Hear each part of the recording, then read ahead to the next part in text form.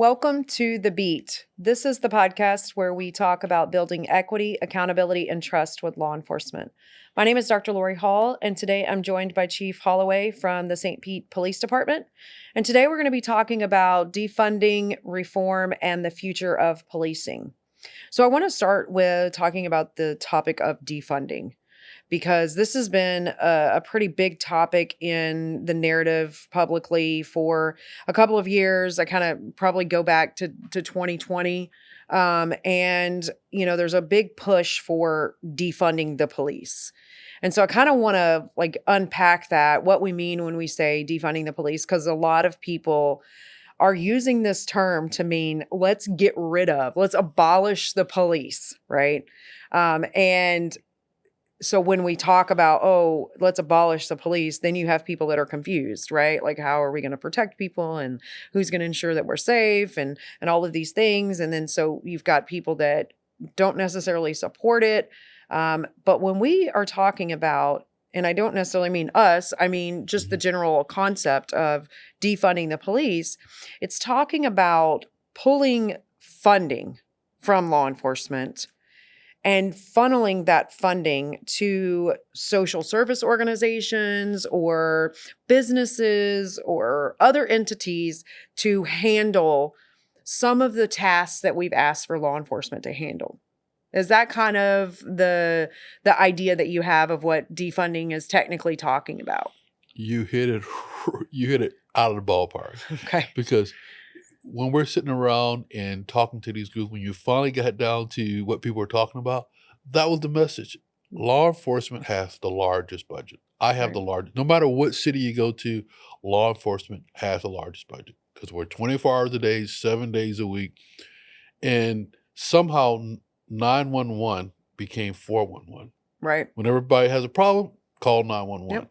So law enforcement took on all these responsibilities. We took on social services. You can name them all. Yep. Because we were here.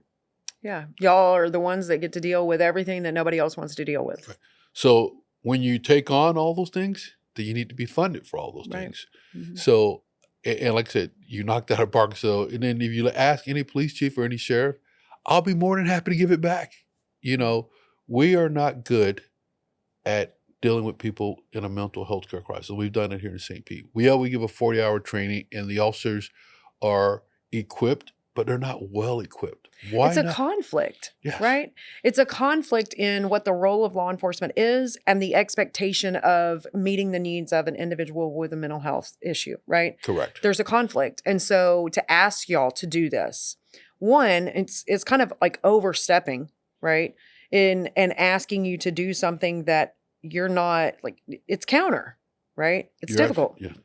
And law enforcement is, how do I make an arrest or how I get out of this call? Mm-hmm.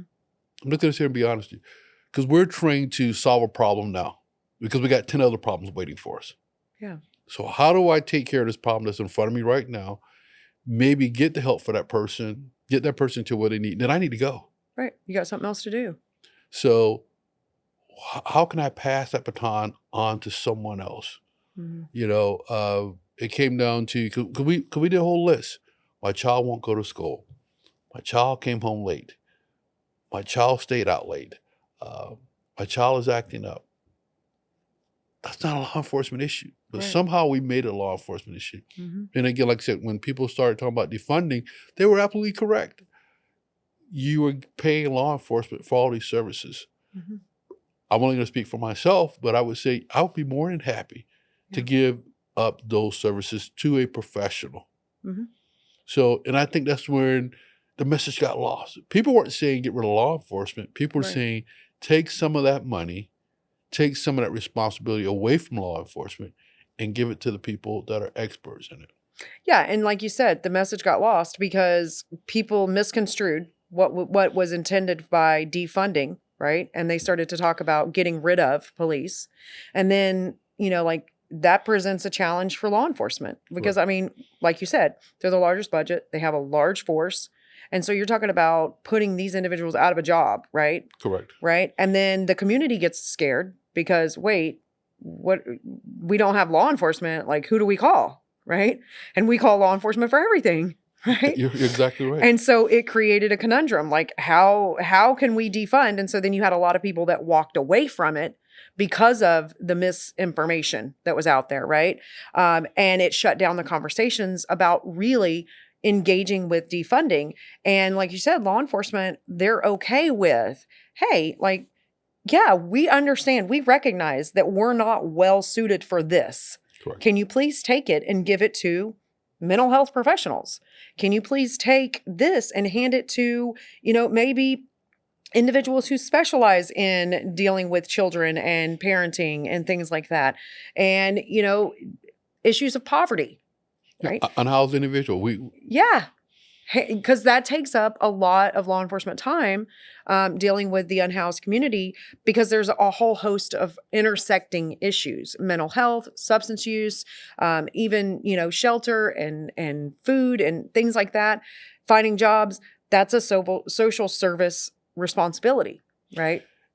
And I totally agree. And everything you name, it's not a law enforcement function, but No. yet we You're took doing it on. it. Yeah. And you're responsible. And there's even other things that we could even go into and say, look, these nonviolent things, right? That they could be handled by, even I would argue, things such as like traffic enforcement, right? Largely law enforcement are responsible for that. Some places have parking enforcement, they handle those things, but in other places, law enforcement is responsible for that as well. Correct. If we were to remove those types of things from law enforcement responsibility, taking the money with it and giving it to those, law enforcement could specialize and put all of their attention into handling those really, really serious things that are law enforcement responsibility, like violent crimes, assaults, trafficking, things like that. That's what you're trained to do, right? 100%. And that's what we are, and that's what we train our officers to do. How do we reduce the fear of crime? But then we also put everything else underneath that umbrella. So when people are talking about defunding the police, like you said, is like, let's look at what you're talking about. And it's like, let's take a list. And you want to defund me? Okay, let's look at that. Because then you're right, because then one side scares the other side. Mm-hmm. You're right. When someone's breaking in your house, you want law enforcement. When someone's robbing you, want law enforcement. And we can go through that whole list. Right. And that's good. But the other part is, and I won't say defund, reallocate the money. Right. Yeah. That's a And better word. I think that's where it got lost. Yeah. And but I still think that there's a challenge in that, because like you're mentioning, to go down this list, like to sit here and outline all of the responsibilities that we give law enforcement, or the problems, right, to handle. And then how do you attach money to this problem, right? Right. What amount of money do we take away from law enforcement and give to someone else to handle it? And that would take a lot of time to really break down, looking at the budget, how much of this is going towards this. That would be difficult.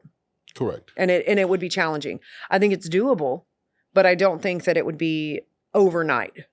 No, and it's going to take time. I always say, I'm insurance. You hate paying insurance. But when you need it, Yeah, you love it. you want it. Yep. I don't like paying auto insurance. I don't like pay all the things we pay insurance for. We hate it. But when we pick up that phone, When we need it, yep. and you want it now, Yep. not, they'll be here tomorrow. We want it. Yeah. So like I said, how do we, and I think we could. I think if we really sat down and look at a list and say, okay, what is law enforcement doing? What was this? Let's go back to when law enforcement first started. What were their main job? Okay, Yeah. let's go there. And then what can we give to someone else? And how do we do that? So do you think that in that process of reallocating, it would by default kind of eliminate some law enforcement officer positions? It would, but at the same time, then how am I going to use those resources? Again, let's sit down and look at what we're talking about. And again, I only can speak for our agency. When we went through this, we did a laundry list, and we started our call program, Community Assistant Life Liaison. Right. What we found out was those officers now are equipped to do more law enforcement, and the experts are here now to help people through their mental crisis. So they work well together. I think I talked some officers now will say, if you got rid of them, we'd probably be upset because I can do law enforcement work. It's one of those things that you have to sit down as I'm talking to other police chiefs and sheriffs, and they listen, but they go, well, they can't do that. They can't do that. Someone's going to get hurt because we've sold the other side on the same thing. So when people say, hey, mental health care crisis, that's got to be a law enforcement officer. I said, okay, tell me how many psychiatrists and psychologists have guns in their office that when they go visit their clients, and their clients are sometime on the other end of the spectrum, way on the other side of the spectrum, they don't need that. And they're professionals. They know how to handle that. Right. So you don't need a gun at every call. Yeah, and I think that that's the one thing, like you said it exactly. Like when I talk with people about, reallocating and, shifting those calls for service to mental health professionals, the one thing that people always bring up is, well, what if it becomes violent? Well, these individuals, one, they can be trained in how to handle this. Correct. And two, they handle these types of individuals day in and day out. If you've ever been to a psychiatric hospital, right? Yes. Those individuals do at times become violent, and these individuals are trained to handle that. Law enforcement, while it's, good and they can handle that, these individuals can also be trained and have experience with that too. And so, I think for people, it's just about educating them about that. So it's possible to reallocate those funds. It's time consuming. It will take time. And you're actually right. It's going to take time. But when you talk about defunding the police department, then you have to go back to something else. Community policing. This can't be a national policy. Is what does that community want from their police department?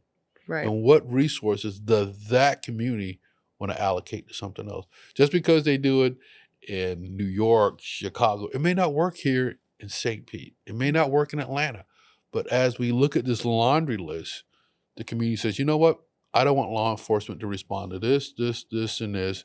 I want to hire someone to do this, and this.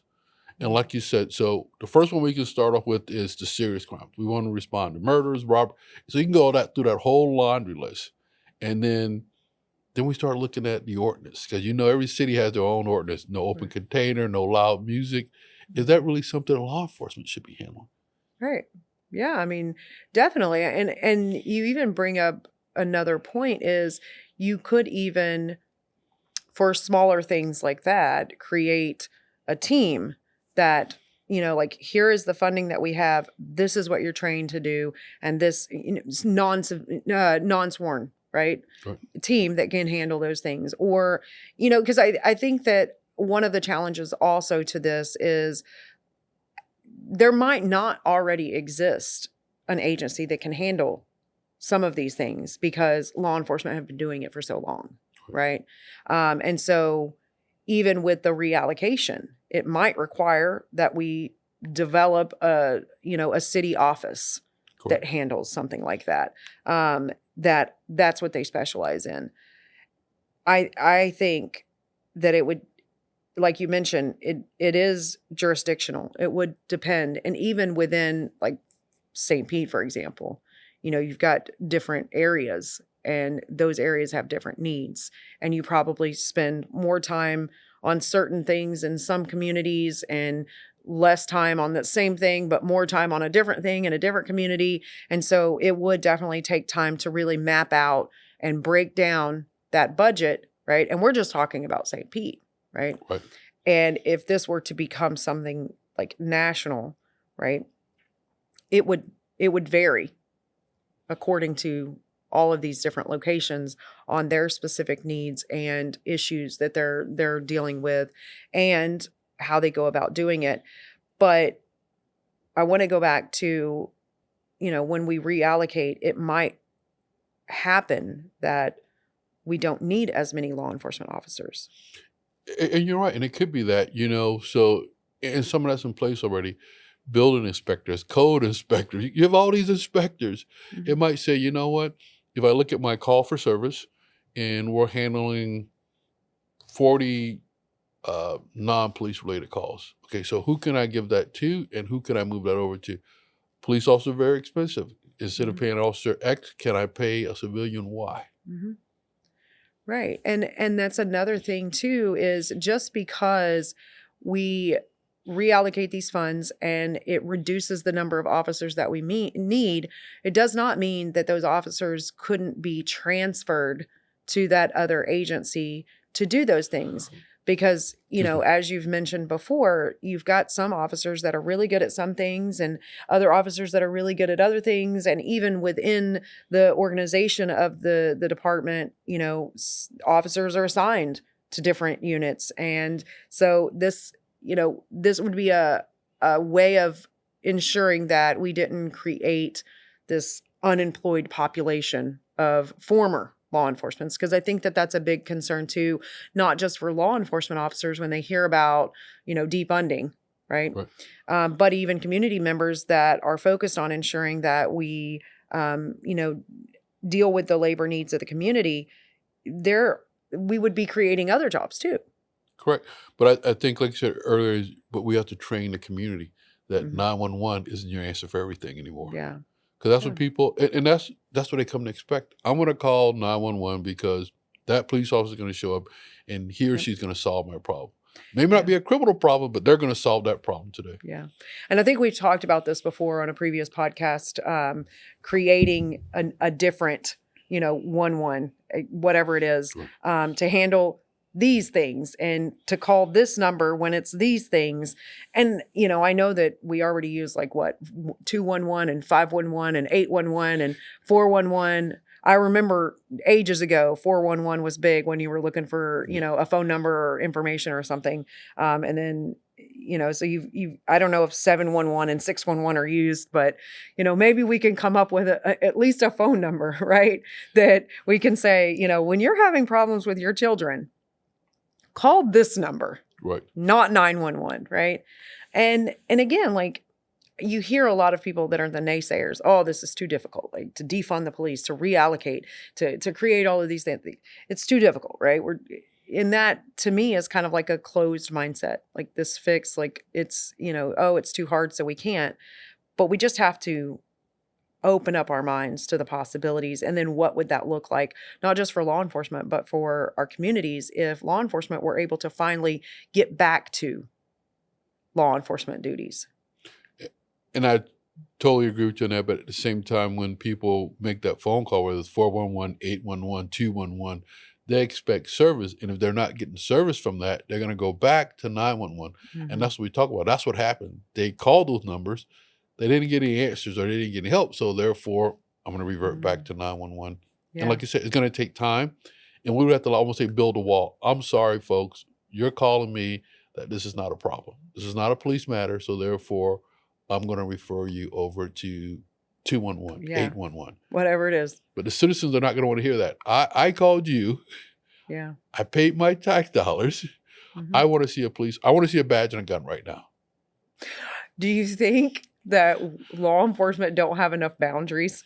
They just respond to everything? Well, and we have changed that now with our new call program. So we do go through that. So we do go through a checklist so we can try to give it to the right people.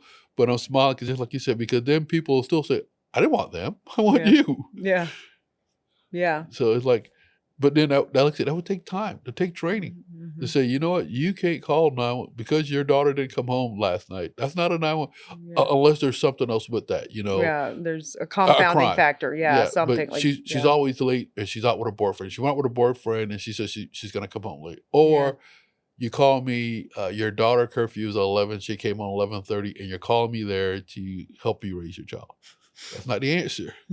Right. Because then, I mean, that could be another subject we talk about. Because then now you're giving us a negative attitude. And that's what the kids see, that this uniform is something that I should be afraid of. Because when I do something wrong, that's when a cop shows up to my house. Right. Yeah. Well, like I said, so that defunding, reallocating money, it could work. Get rid of the defunding part of it. Yeah. And say what it is. It's reallocation of funds. Yeah. I agree. I think that defunding, the word, had good intentions, but it muddied our understanding. So yeah, definitely reallocation of funds to other agencies it's doable, it's possible, it's time consuming, but it is something that could be achievable. And I think if you talk to most law enforcement officers and agencies, chiefs, whatever, they would be in support of that. But when you start talking about eliminating police, not just law enforcement, but most of the public, a lot of the public, aside from the people that don't want police surveilling them, right, would not be okay with that, right? We need law enforcement. And I would have a hard time with that. If you're going to say you're going to take 10% of my budget, that's fine. Take 10% of my budget. Now let's go to the call screen because you're going to take 10% of these calls. Right. But they don't want to do that. No. They want to take 10% of your budget and then, well, you'll you figure it continue, out. Yes. You'll figure it out. And now you're denying the citizens the right type of service that they deserve. Right. So let's talk about reform, right? So this is another big conversation that's been, around along with defunding. A lot of groups are calling for police reform. And I think it's kind of bound up in the same topic of reallocating. They want change. From your perspective, what is their ask? What is the change that they want? So what I see through my lenses is reform means not trying to take everybody to jail, because that's not the answer. Because you can take everybody to jail, you can lock everybody up for everything, but you and I know the system. They're going to come home sooner or later. And when they come back home and they can't get a job at any fast food restaurant, or because they have a criminal history now you just back me up against the wall. So there is no other choice but for me to continue in my criminal enterprise. Mm-hmm. So the reform part is talking about, to me, is how does that community want to be policed? And when we talk about it here, it's like second chance. We started a second chance program a couple of years ago, and everybody said that wouldn't work. So I asked in the room, how many people have never been arrested before in their life? You see a few hands come out. I said, no, you never got caught. Mm-hmm. So let's back that up. So how do we change that? How do we reform the scene? The answer is to lock everybody up. Mm-hmm. How do we say it's okay for Tony Holloway to make a mistake? It's okay for Lori Hall to make a mistake. And how do we get them back on track? Mm-hmm. So instead of asking the question, and here I go switching again, is instead of asking, how many people have you arrested? How many people have you helped? Mm-hmm. How many people's lives have you changed? Yeah. Because we're all going to go through that part of crisis. So when they say reform, again, it's not me, it's not you, it's a group of us sitting down and saying, again, let's take a look at that laundry list. Mm-hmm. And what crimes are we going to say it's okay to put in some type of change? Yeah. I always laugh because the marijuana thing, everybody's always, yeah. as soon as they go for referendum, it loses every time. Yeah. Yeah. And then people ask, how many times has someone been arrested for possession of marijuana? I said, no. Ask me the question, how many times people have been arrested for trafficking of marijuana? Because I can speak for the hosts that I know. Nobody's arresting anyone for a joint. Right. Yeah. So the reform part is, how do we want to do this? How do we want to sit in a room? Again, and like you said, and I love what you said, when are we going to sit in a room and get to a whiteboard? Right. Have that hard conversation. What do you really want? Yeah. I think that is really the question that we're not answering. People want to say, we want police reform, police reform, police reform. What do you want? Give me some tangible things, what you want law enforcement to do. But you make a good point. And there's actually a website called We Are All Criminals. And she's a PhD researcher, and she says that 4 out of 4 of us have all committed a crime, but only 1 out of 4 of us have actually got a record, right? And this really leads to the conversation of, how we can go about understanding human behavior better, right? Because like you mentioned, like we all have done something. Right? Maybe we didn't get caught. And it's not necessarily to say that we're bad people or malintentioned. Right. It's just we make mistakes. People make mistakes. And, across our life course, we're not going to have perfection. We're gonna make a mistake. And my kids tease me all the time. They're like, it's not a crime unless you get caught. And I'm like, See? it is a crime. It's still illegal. You just didn't get caught, right? And so, like in the grand scheme of everything, we all make mistakes, Correct. right? And so when we talk about reform within police, we really have to have that hard conversation. What do we want law enforcement to do differently? And I think that you kind of really nailed it with, we're looking to reduce arrest for those really like nonviolent and the things that we're okay with not having to arrest people for, right?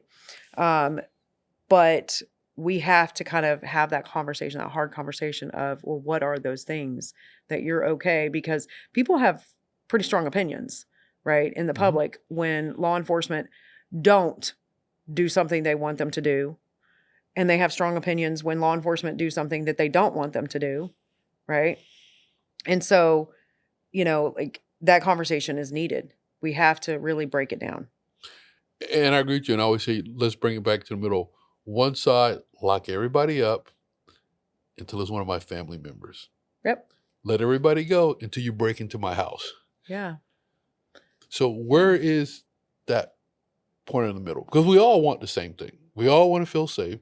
We all want people to respect our property and who we are. So how do we find that in the middle? And that's going to be the hardest thing. I always say earlier is, my job as a law enforcement officer is to enforce the law. Lawyers' jobs are to interpret the law. Our legislator's job is to come up with the laws. And our job is to tell them what laws we want them to come up with. Yeah. So it starts, again, back at the community root. Yeah. We have to have those conversations about the expectations that we have for, and again, it goes back to what you said earlier on a previous podcast. I'm not sure, but it's different for every community. Yes. And it varies even within a jurisdiction. One part of St. Pete may want you to focus on one thing and another part wants you to focus on another. But you also point out that the vast majority of individuals who are arrested return to the community. So then that really begs the question of, is it necessary for us to arrest all of the people that, we do? And again, that comes back to the community needs and what the community expects or wants from law enforcement, but we're not having those conversations. And I think the biggest thing, and I'm a big proponent for that, is there's got to be a consequence for the crime that you commit or the things that you do. Now the question is, what is that consequence? Because if there is no consequence, then I'm going to continue to commit that crime. Our biggest thing that we saw a while back was juveniles were stealing cars. Juveniles would get arrested, they would then be returned home. And that was just a cycle. So guess what? I'm going to keep stealing cars because nothing is happening to me. So you got to come up with something to say stop. Right. Yeah. So holding people accountable. And then what does that look like? And I think that accountability across the justice system occurs in kind of phases. Right. So if you think about it, when an officer becomes aware of, a crime, that individual's accountability, the first thing is that the officer becomes aware of it and then they're doing something about it. And then as they enter the justice system, then the court has them show up and they're holding them accountable. They're dealing with the consequences of this. And then, of course, they go through that process. And if they serve time, then they're, being held accountable. So we have to look at kind of like, what is the role in accountability with regard to law enforcement for these individuals, and what does the community want? Do they want, for example, if someone is breaking into cars and stealing them, do they want them arrested and held, right? Or are they okay with, a citation, for example? And where do we draw those lines across those different things? But really, it's about the consequences and holding people accountable. And what does that look like within our communities? So in thinking about how we go about holding people accountable to kind of create safety in our community at the front end with regard to law enforcement. We're not talking about, the long-term accountability or consequence, but we're talking about like, what can we as law enforcement do to put in place some type of consequence to make the community safer on the front end. So can you think of alternative options that would be able to help us with reform measures? And I would say, instead of saying law enforcement, what can the community do as far as reform? How can we set it? Because then now you're putting it back on law enforcement. What can law enforcement do? No, what does the community want? What do we want as a society? What laws do you want me to enforce? And I remember going to a meeting one time, and this clergy person says, you know what, let's just keep it simple. Whether you believe in religion or not, he says, let's just keep it down to the 10 Commandments. I was like, I said, huh. He says, take everything. He says, let's just focus within those 10. And then you start thinking about it, it's like, okay, everything's in there: burglary, robbery. They're like, okay. Well, keep it simple, stupid. Yeah. So when I said, okay, so when we look at reform is, don't ask law enforcement, but let's bring some other people to the table. What does this community see? I will enforce any law you put on the book, because that's my job. I will enforce the Constitution. So if you don't want us to arrest people for smoking marijuana, pass the law. You don't want us to arrest people for breaking into someone's home, pass the law. I'll use theft, because things when I first started law enforcement, anything over $200 was a felony. Anything with a bike right now costs what, a good bike, $2,000. Yep. So they had to move that because kids were stealing bikes. It was a felony. Okay, let's make it now $2,000. So we make those adjustments for that. So why we're not making adjustments for other things? What was good 50 years ago may be totally different now. Yeah. So you're saying that we don't reevaluate and reassess the laws we have on the books enough until someone's hurt, or until it affects somebody, and then we look at it. And so you're kind of saying that there should be a checks and balance system in place where every so often, whatever period of time, we're going back and assessing, does the community still want the enforcement of this? Or does this need to be modified in some way to fit the needs and the demands of the economy and the community, and so on? Yeah. And I'll give you a good example. I think, and I can't remember when they changed it, but I used to always smile because you use that all the time when I talk to people. There used to be a law in the books in the state of Florida that 2 people living together unmarried was lewd and lascivious. Now tell me which officer is going to enforce that? Right. Yeah. So they finally took it off the book, but it's like, that was a law that wasn't going to be enforced. Yeah. So, and I agree with you saying, we're having this conversation with, why not put a committee together every 4 years? Let's look at the state statute. I mean, like I said, we did it for thefts because we saw the price of bicycles going up. So we said, you know what? You can no longer say anything over $200 a felony, because that's everything. Yeah. Yeah. So if we're going to make adjustments to that, let's make adjustments all the time. Let's look at why is someone incarcerated, the period of time they're incarcerated. Is that law so old that we need to change to the times? So do you think that this committee to review this should be entirely law enforcement, or do you think it should be, at the city or county government level? Do you think it should be a combination of law enforcement, community, city government? What are your thoughts? It should be a mixture of everyone, and not just law enforcement. Because again, I'm just here to enforce the laws that you have in place.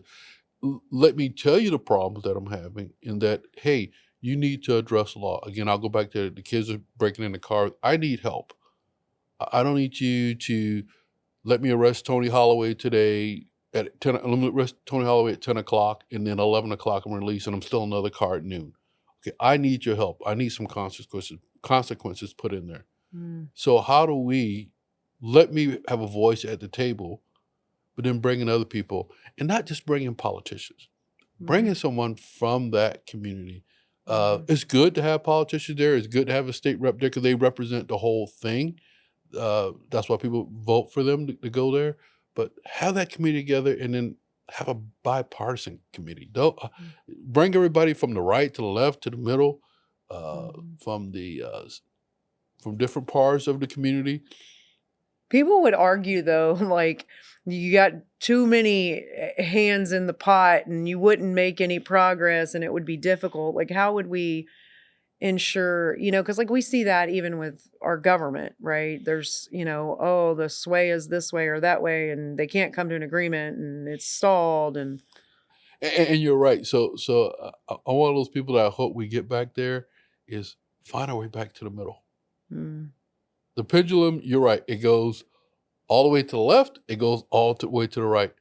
I guess in my profession, I'm just saying, can you slow it down a little bit? Can you don't go all the way left and go all the way right? Can you just gradually go left and gradually yeah. go right? Yeah. And I think this kind of also goes to some of the conversations we've had about, just mindset and the way that we think about things. I think that it's important that we have as many voices at the table as possible and that those voices are heard and valued. It takes those individuals being committed to that, right? Because what we tend to see is there's a lot of voices at the table and some are valued, some aren't. And the louder ones tend to get more value. But people also get really caught up in, like, I'm not compromising, I'm not collaborating. It's either going to be the way I want it or I'm going to prevent anything from occurring, right? Correct. And so we really, like need to get to a place where we can have people kind of be more open-minded and collaborative in these conversations because, even if we create these committees that have citizens on there and community members, whatever, and people that are in government and law enforcement, if those individuals aren't committed to the shared goal, right, of coming to agreements about the best ways to go about reform, we're not going to actually achieve it. Someone from law enforcement, a prosecutor, a public defender, because they see both sides. Mm-hmm. Someone from the community, a victim of that crime, and then a legislator. Yeah. So we would have to be very purposeful. Yes. And selective in thinking about who these individuals are. And those conversations really have to happen at the ground level. Correct. And it's a lengthy process. Do you think that reform is necessary or needed? Yes, because times are changing and we have to change with the times. What was good in 1930, 1970 is not good today. Right. It's a great foundation, Mm-hmm. but how do we make it better? Yeah. Do you think that a lot of police chiefs support reform? I think so. But what does it look like to them? What are you telling them, or what are you telling that police chief or sheriff? Are you saying we're no longer going to arrest people for X? Because then what we're going to see is that crime going up. Mm-hmm. And then I always tell everybody, war on drugs. And I always use that one. Drugs is on the top of the list. People break into homes because they need their drug fix. Mm-hmm. People prostitute because they need their drug fix. Mm-hmm. People rob because they need their drug fix. Okay, so drugs is right there. Mm-hmm. So let's start there and let's work our way down. Right. Yeah, it's about looking at the root of problems and attacking those roots. And you also bring up a really good point. You said you think that a lot of police chiefs do support reform, but when you start telling me we're gonna, right? And so basically when the community or city officials or legislature begins to tell law enforcement, these are the changes that we're making, that's where the problem arises. Well, and excuse me, because then my job's on the line for that. Mm-hmm. Because if you tell me you want reform and you're going to reduce this, well, you don't want me to do this, but then crime starts going up and then you're calling me to city council meetings, you're calling me to your office saying, what's going on? I'm going to say that law changed. So that's what's affecting it. It's like, mm-hmm. Don't have me at the table so I can tell you the consequences. If you do this, mm-hmm. this may cause that. Right. And that's why it's important to involve law enforcement in those conversations rather than, and I think that this is kind of the problem that started because, when the conversations with defunding and reform started to come up, there were law enforcement officers, agencies that were kind of a bit ambivalent, right? And it is understood. Like, I understand if you come in and tell me, here, we're changing these things about what you're doing, and have a good day, right? Without me being able to have a part or a say in that, there's issues because I have expertise in what I'm doing, and I'm going to be like you said, immediately tell you, well, if you do that, here's what's going to happen, right? So when we don't involve law enforcement in that conversation, and in a way that is, tell us what you need, tell us what we can do better, right? Because law enforcement are the experts on law enforcement, right? Correct. From experience how the ripple effect happens, right? When you lose funding for something, you can predict. You're like, well, this is what we're going to see. And we need to hear that, right? And so that's kind of been the issue with those conversations about defunding and reform, is those conversations are happening without law enforcement support and involvement, right? Correct. And I think that that's the greatest challenge. And I think you said it great again, is you're talking about defunding and reform. How to say, what are you willing to give up? If we're ready to sit at the table, but what do you want to give up? What service for calls do you want to see go away? You want to see reform in policing? Great. Let's sit down. Let's talk about what does that look like? How is that going to affect the community? You're talking about, if you came to me and say, I want you to reduce your budget by 20%. Okay, I can make that happen. Let's go to the call for service. Yeah. Which ones are you okay with me not responding to? And I don't, the conversation ends though at, we want you to reduce your budget by 20%. And figure it out. Yeah. And that's the challenge. And so that's why it's extremely important that we involve law enforcement voices in these conversations about reform and figuring out what direction we want to move and which path we want to take. But it's going to take those conversations, and largely they're not happening because I think from what I've heard, the conversations that do happen are outside of law enforcement. They might have one person on the Right. little committee that says, like working with city government or working with businesses or community members on, like how they can go about either, defunding in the sense of what they think defunding means, which is to eliminate police, or, to get rid of certain aspects of policing, but they're doing it without involving policing. And that creates a lot of challenges. I think everybody says, we'll solve this. We'll just say 10% and not worry about the consequences. I'll leave it up to that chief or that sheriff or he or she to decide what that's going to look like. And then we start playing the budget games. Well, okay, I'll reduce this, or, I'll take X amount of police cars off the street. Well, if you do that, that means you're taking police officers off the street. Well, I'll reduce their hours. Well, when you call and someone's breaking into your home, instead of me sending 5 officers to your house, I'm sending 2 officers to your house, or I'm telling you it'll be an hour before the officer gets there. Yeah, people don't think about how this affects things, how a reduction can affect things when you're not taking away responsibility, right? And that's why it's important that we have the conversations about reallocation, right? Because by default, when you have those conversations about reallocating funds and removing responsibility, by default, you're having conversations about reform. And I think, like I said, and you said, if people were to say, stop using the word defunding, okay, let's see how we can reallocate police resources and money, and then who's going to take on those responsibilities, because we're going to take that away, then you're going to really have a honest conversation at the table. Yeah. So if we were to begin that process of having conversations about reallocating, which leads to reform, where do you see the future of policing? I see then policing just being involved with the community, learning what the community needs and how to reduce fear of crime in the community, being able to talk to the people in the community and not just being seen as that negative part that, the only time I see a police officer in my community is when he or she's getting ready to take someone to jail, that they're there to provide protection for us. They're there to give us the service that we need where we're in need of help, that someone's either trying to take our property away from us or trying to take our lives away from us. And I know when I pick up that phone, that's the type of service that I'm going to get.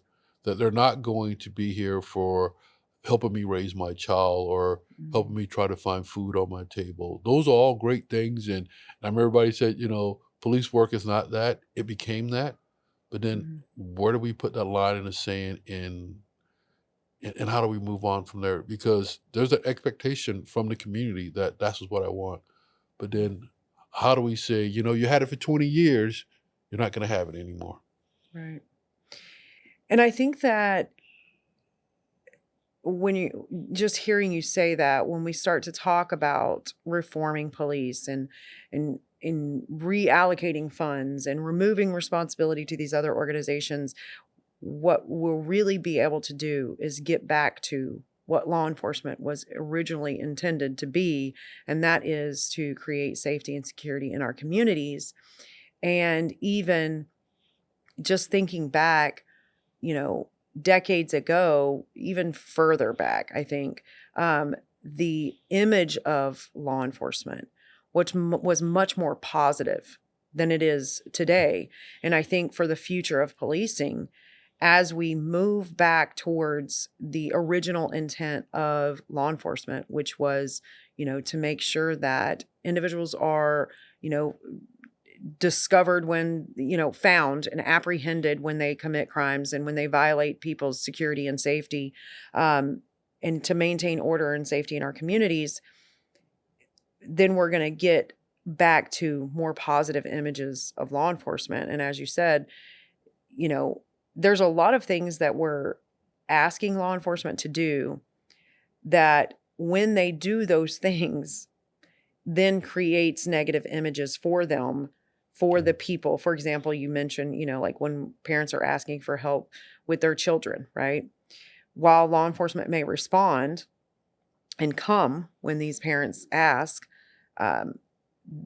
it's not always that this child committed a crime.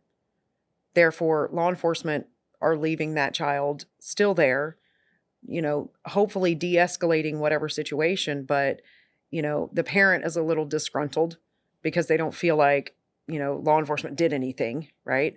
And then the child is disgruntled because, well, like, why are you bothering me? Like, why are you here? Right. And so what happens is these individuals kind of develop negative views, like law enforcement don't do anything. Law enforcement don't help. Right. Why am I calling them? Then, therefore, why do I need them? But then they do. Right. So, therefore, right back, defund the police, because I call them, they don't do anything for me anyway. Right. They don't solve my problem. Right. And it's because there's not a problem there for law enforcement to solve, really. Right. Right. It's not a law enforcement problem. Right. It's a parenting issue, and that's a different place. And so it's kind of created this circular issue. Right. So when we talk about moving forward in policing, and if we lean more towards, like you mentioned, re-examining the laws and the rules, the regulations, the ordinances within communities to really decide, what do we care about anymore? What does our community care about? What do we want our law enforcement to focus on? And then also identifying what are these social problems that law enforcement have been asked to handle that are not law enforcement responsibilities. And so we start reallocating the money, the responsibility to these other organizations. And by default, we're reforming what policing looks like. We're going to move into the future with a clearer understanding of the responsibilities of law enforcement, more clear description of what those responsibilities and duties are, smaller budgets, right? Yes. And a better image, because what's going to happen is law enforcement are going to respond to these calls for service that are actual law enforcement responsibilities. Correct. And they're going to actually solve those problems for those individuals, right? And as you mentioned, work towards getting to the root issues of why these individuals offend, right? And so we're going to create a more positive image for law enforcement because Well, I called them. They came. They solved the problem. I'm happy. I'm safe. They did their job. And so that is really kind of where the future of policing not just needs to go, right? But I think our communities are demanding it go, or law enforcement are demanding that it go. I think law enforcement are exhausted, right? They're tired of this double-edged sword, right? You have to respond, but there's nothing that I can do about this. And while I still provided the service, imagine being provided a service and then people being dissatisfied with it, even though this isn't something that like you're not trained and you shouldn't be responsible for. But as we move forward in policing, this is ultimately the goal that we're trying to get to build that equity, to build the accountability, and then to be able to restore the trust with law enforcement and the community. 100% agree with you, and I'll just add on to that is that the future is that we're not going to be able. We tried it; it's not going to work. We can't arrest our way out of these problems, right? And that's what we keep thinking. Well, let's add another law. Let's just, you know what? Let's make that illegal. Right. And that's huge, because that's exactly what we've been in the pattern and the habit of doing, is just create another law enforcement will arrest them, the problem will go away. And it doesn't. It's still there. We need those social services to handle the root of these problems, to work on solution, right? And that's not law enforcement's job. Well, I would use the one, dating myself, is truancy officers. That wasn't a police function. Right, yeah. And somehow, law enforcement, we're now truancy officers. Yep. So, like it was, I'm all for it. Let's get on the board and let's figure this out. Yeah. Like you said, what does reallocation look like? What does reform look like? And then what's the future? Yeah. Because that is, arresting is not the future. That isn't it. Right. It sounds great, but that isn't it. Consequences should be in place, yes. But what does that look like? And again, have law enforcement at the table, but let's hear from the community. Let's get together and say, this is what we want. Yeah, I agree. And if we can go about engaging in that process, the reallocation reform moving forward, we're going to create the trust that we want. We're going to restore that trust, and we're going to have equity and accountability for all. We will. Well, thank you. You're listening to The Beat. This is the podcast where we talk about building equity, accountability, and trust with law enforcement.